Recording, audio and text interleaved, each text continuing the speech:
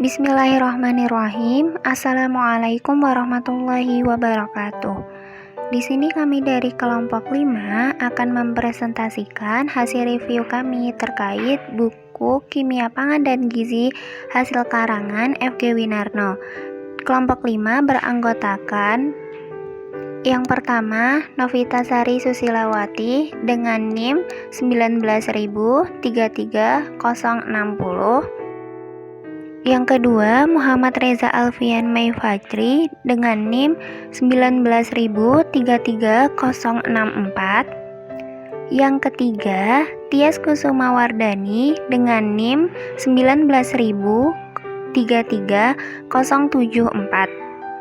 Yang keempat, Salma Hoirunisa Ashari dengan NIM 1903382. Dan yang kelima, Ahadia Silka Fajarani dengan NIM 1903398. Topik pembahasan yang akan kami sampaikan pada presentasi kali ini yaitu mengenai karbohidrat bagian polisakarida dengan bab pembahasan. Yang pertama, kemanisan. Yang kedua, pencoklatan. Yang ketiga, pencoklatan akibat vitamin C. Dan yang keempat, reaksi Maillard. Kemanisan. Pada umumnya manusia baik bayi, anak maupun orang dewasa menyukai rasa manis gula. Demikian juga beberapa serangga dan hewan lain. Beberapa monosakarida dan oligosakarida mempunyai rasa manis sehingga seringkali digunakan sebagai bahan pemanis. Yang sering digunakan adalah sukrosa, glukosa, dan dextrosa.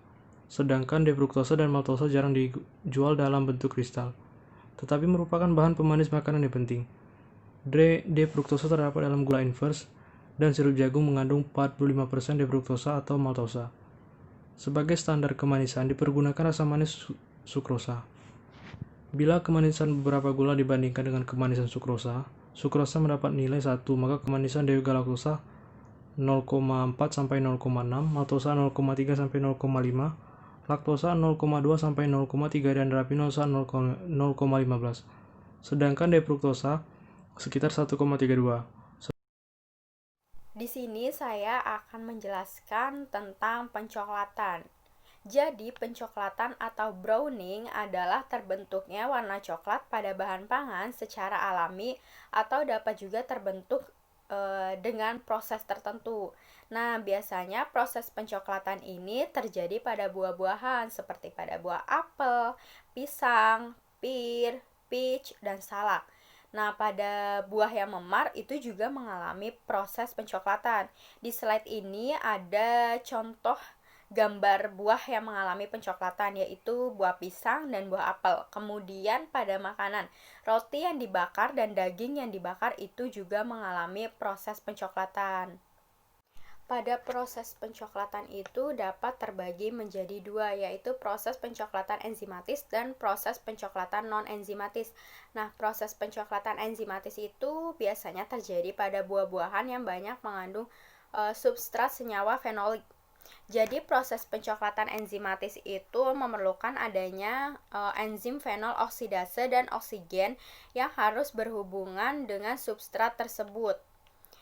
Enzim-enzim yang dapat mengkatalisis oksidasi dalam proses pencoklatan dikenal dengan berbagai nama, yaitu fenol oksidase, polifenol oksidase, dan polifenolase. Contohnya pada pencoklatan enzimatis yaitu pada buah apel. Nah, kemudian pada pencoklatan non-enzimatis. Pencoklatan non-enzimatis itu tidak melibatkan peran enzim, biasanya terjadi saat pengolahan Materi yang selanjutnya yaitu pencoklatan akibat vitamin C. Vitamin C atau asam askorbat merupakan suatu senyawa reduktor dan juga dapat bertindak sebagai prekursor untuk pembentukan warna coklat non-enzimatis. Asam-asam askorbat berada dalam keseimbangan dengan asam dehidroaskorbat.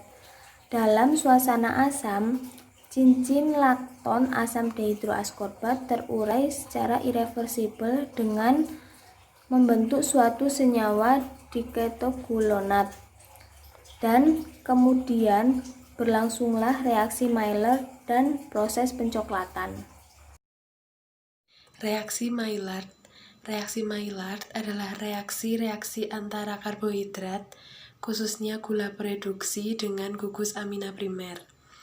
Hasil reaksi tersebut menghasilkan bahan berwarna coklat yang sering dikehendaki atau kadang-kadang malahan menjadi pertanda penurunan mutu. Contoh bahan berwarna coklat yang dikehendaki yaitu pada pembuatan sate dan pemanggangan daging. Selain itu ada pula pada penggorengan ubi jalar dan singkong, serta pencoklatan yang indah dari berbagai roti. Gugus amina primer biasanya terdapat pada bahan awal sebagai asam amino. Reaksi Maillard berlangsung melalui tahap-tahap sebagai berikut. 1.